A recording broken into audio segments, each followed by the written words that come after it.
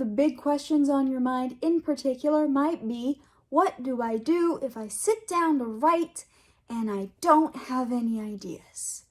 The well is dry, and with NaNoWriMo, you don't have time to skip writing sessions when you have a chance to sit down and write. So what do you do? I beat NaNoWriMo a few years back, and now every month as a professional writer, I do between 50K and 80K. I've learned several techniques in order to bump that word count up, which is really important for NaNoWriMo, but also for first drafts in general, making sure you don't lose momentum. I'm going to share with you 5 tactics. That I used during NaNoWriMo and that I still use today as a professional writer when I'm working on a first draft. Now, the most important thing to keep in mind before I even go into any of these techniques is that you are just on your first draft. Not everything that you write down is going to be great, and stuff that you think isn't great might be some of the best parts of the book. So don't self-edit, just get it down on the page. The whole point of NaNoWriMo is to finish the 50K with no self-judgment, or as little self-judgment as possible. So just get it down on the page. Our first strategy, if you are feeling blocked and not sure where to take your story next, do a flashback. Have a character remember something similar that happened to them once. Write down a bit of exposition. Tell us how this strange character's parents met. Pick some kind of flashback. If you can't think of anything, ask a friend or family member to come up with one for you, and then write it. Yes, if you were to go and try to publish your book, maybe you wouldn't keep the flashback in it, but it'll inspire you with new, fresh ideas, and you'll keep writing. And lots of books have good flashbacks, so maybe it will be a scene that you really, really love. Strategy number 2, let's get inside the minds of our character and write a letter from their perspective. Another way to do this is to write a poem or short story from the perspective of your character. It helps you really get into somebody's head and write as them. You'll definitely understand their motivation and who they are as a character a lot more after you spend time writing in their voice. If you're not sure what to write today because you're totally stuck on plot, strategy number 3.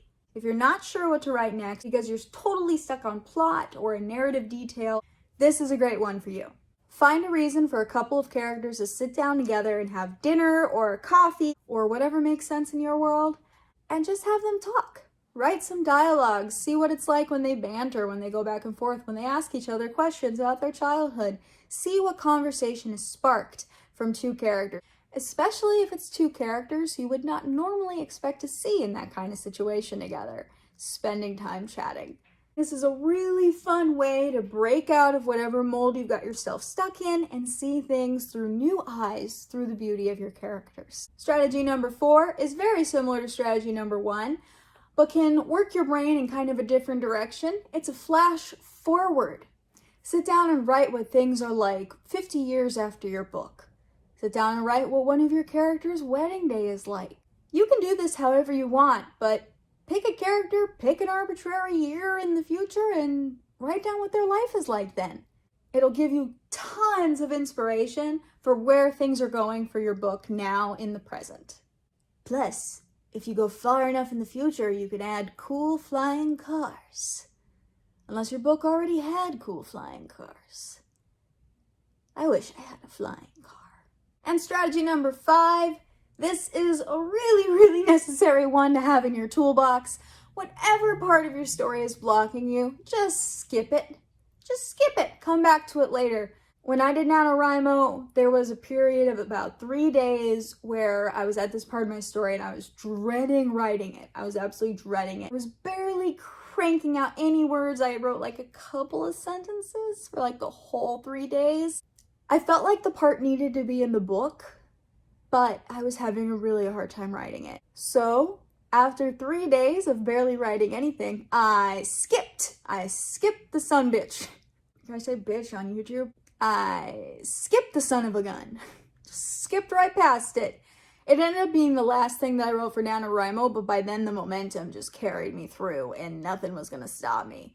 So if you are having trouble with a section, and it's slowing you down, just skip it and come back later. Maybe in your 50K you'll skip it all together and it's something you'd want to include when you revise your NaNoWriMo to be a full novel. But if it's slowing you down, skip it. Skip it. Skip it. Skip it. And as a special bonus, I want to direct you to our writer's block video. This is a lot of really great strategies. In fact, it has 9 to be exact, 9 strategies to help you beat writer's block anytime that you have it. These are all tried, tested, and true ways to beat writer's block. They're things that help me every day as a professional writer. They're things that I've seen work for other writers. And they're different than a lot of the other writer's block tips that you find online because I looked at all of those and I did not like them. So I didn't just want to reiterate what's in all the other videos. So check our writer's block video out. Make sure you like this video, save it, keep it in your toolbox, and subscribe to our channel for more writing tips and artist tips every week. But most importantly,